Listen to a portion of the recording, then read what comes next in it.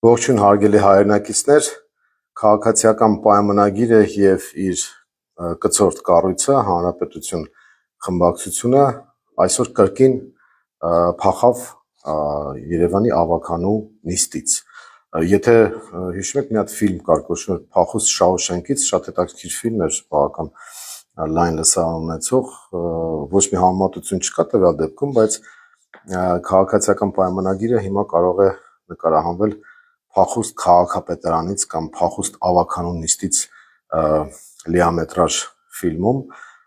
բայց սցենարը այդտեղ այդքան էլ հետաքրքիր չի լինի, որովհետև իրենք ամեն անգամ նույն բանն են անում։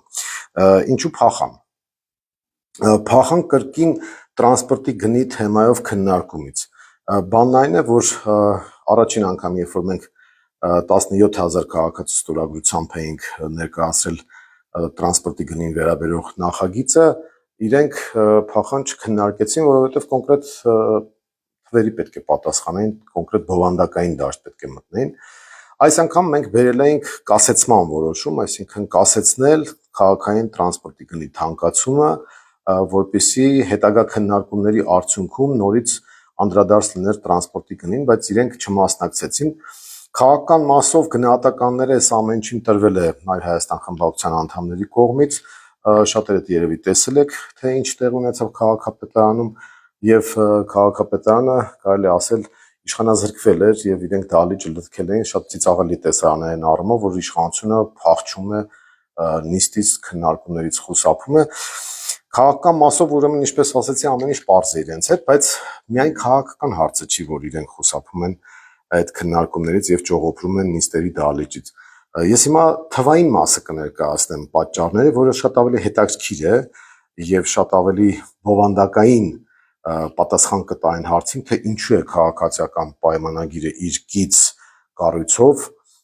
խուսափում տրանսպորտի գնի քննարկումից։ Բանն այն է, որ տրանսպորտի գինը, որ իրենք նվազագույնը սարքել են 150 դրամ, չի արտասովոր այն պատկերը, որը իրենք ներկայացնում են։ Դա իրենց լեզվով ասած թալան է, դա ժողովրդին թալանի մատերիալ դարձնել է, որովհետև իրենց իսկ ներկայացած պաշտոնական թվերով գինը չի անցնում 100 դրամը, տարբեր տարիներին տարբեր ուղևորահոսքերը, երբ որ մենք հաշվում ենք, ստանում ենք 65-ի կարգի գումար եւ նույնիսկ ամենաթանկ տարբերակով որ հաշվենք, ասենք քիչ ուղևորահոսք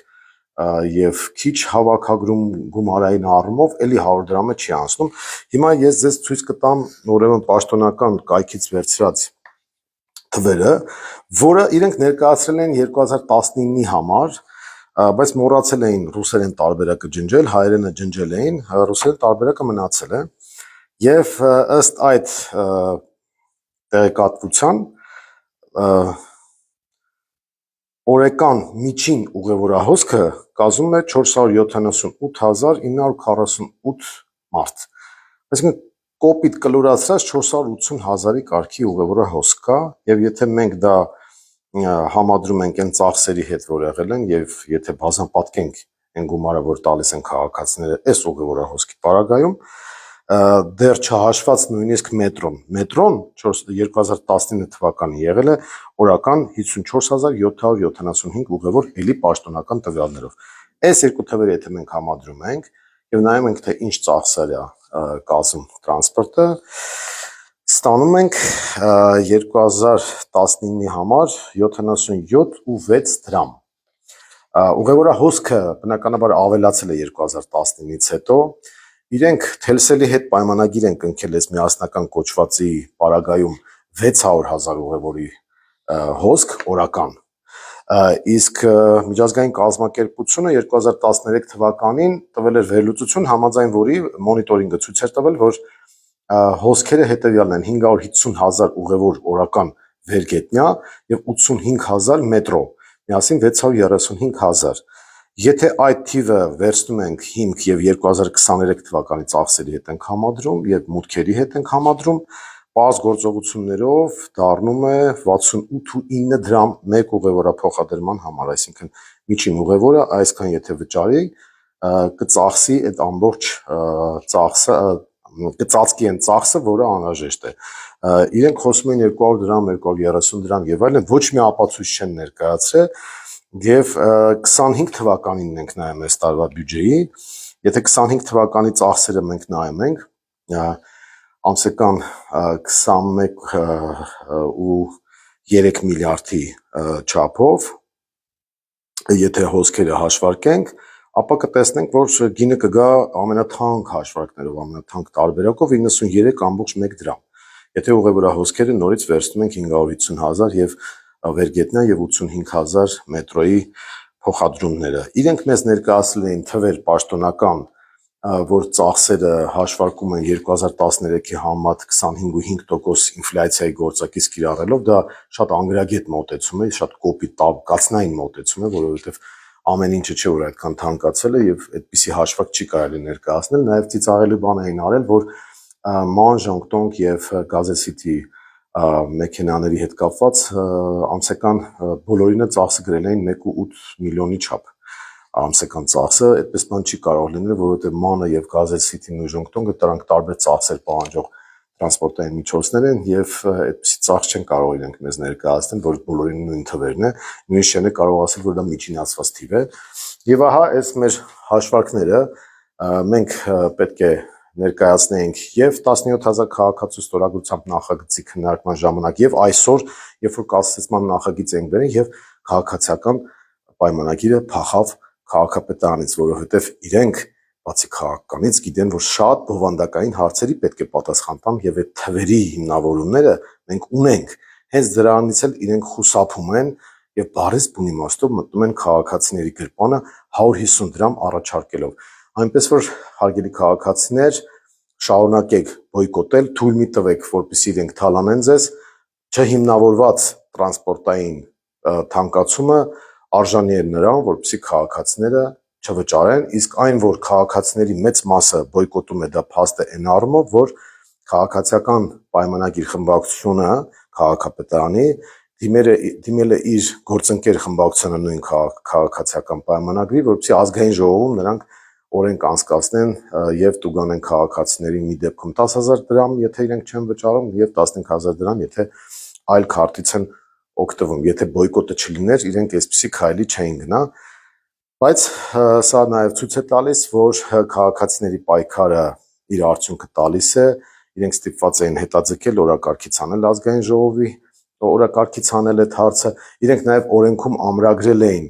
որ ուղևորցը դա տեղական վճար է, որը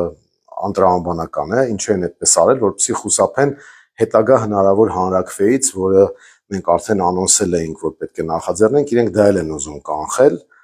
եւ օրենքով սահմանապակել քաղաքացիների իրավունքը եւ ընդհանուր առմամբ կարելի ասել, որ այս թանկացման հեղինակը, ռեժիսորը եւ սցենարիստը Նիկոլ Փաշինյանն է, որովհետեւ Նիկոլ Փաշինյանը չի ուզում, որպեսզի բացահայտվեն այն թվերը, որը մենք ներկայացնում ենք, չի ուզում, որպեսզի պարզ դառնա, թե տարեկան 25-ից 30 միլիոն դոլարը որտեղ է կորչում, չի ուզում այս ամեն ինչի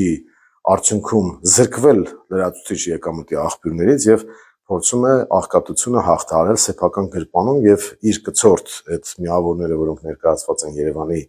քաղաքապետարանում, օգտվում են այդ ամեն ինչից, դրա համար նրանք էլ պայքարում են, դիմադրում են եւ ճակերտավոր Շոուշենկից փախնում են նիստերի դահլիճը թողնելով ընդդիմությանը։ Մենք իհարկե դրան էլ ձգտում ենք, որպեսզի վերջո քաղաքացիական պայմանագիրը ոչ միայն Երևանի քաղաքապետարանից, այլ ամբողջ Հայաստանի պետական կառավարման համակարգից փախուստի դիմի, բայց տվյալ դեպքում մեր քաղաքացիներին եւս մեկ անգամ հիշեցնում ենք, որ պետք է բոյկոտը շարունակել, որովհետեւ իրենք հիմնավորված թալանով են զբաղված։ Տվյալ դեպքում մենք թվերը ներկայացրել ենք, իրենք դրան հակափաստարկ չեն ներկայացրել եւ հետեւաբար քաղաքացիների լեգիտիմ իրավունքն է դիմել բոյկոտի գործիքին։ Առայժմ այսքանը, հետևեք եւ մեր գործողություններին եւ նիստերին։ Մենք իդեպ այս փախուստի հետ կապված փորձելու ենք իրավաբանների հետ հասկանալ դրան ինչ լուծում կարելի է տալ, որովհետեւ քաղաքացիական պայմանագիրը փաստորեն տապալում են նիստերը եւ չի քննարկում նույնիսկ հարցը, չի էլ մնում, որպեսզի քննարկի ու քվեարկի թեկուզ դեմ։ Սրան իրավական լուծումը տեսնենք ինչ ճանապարհով կարելի է գտնել, սողանցքային պահեր հաստատ կարող են լինել եւ օրենսդրության բացեր են երևում այստեղ, բայց սա է պատկերը, այնպես որ հարգելի քաղաքացիներ, հետևեք մեր գործունեությանը եւ նաեւ դիտեք թե ինչպես են շոուշենկից կամ քաղաքապետարանից փախնում քաղաքացիական պայմանագիր կոչված խմբակի անդամները եւ իրենց քուր կառույցը բնականաբար առայժմ